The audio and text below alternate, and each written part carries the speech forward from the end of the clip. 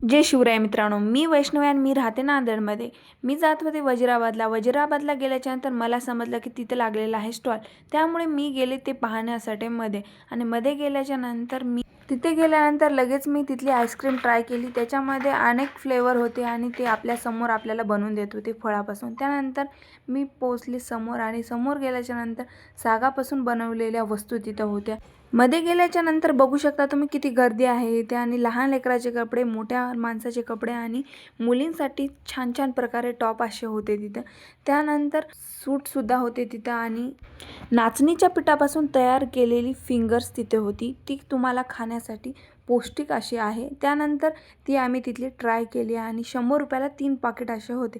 त्यानंतर आम्ही थोडंसं समोर गेलो आणि छान छान प्रकारे सामान पण होतं. घरगुती तुम्ही सगळ्या वस्तू होत्या जे तुम्हाला आवश्यक आहेत अशा प्रकारे. थोडं समोर गेल्याच्यानंतर बुक दिसत होते आणि खूप सारे बुक होते. त्याच्यामध्ये मराठी, इंग्लिश असे होते. त्यानंतर खायचे खाद्यपदार्थ होते.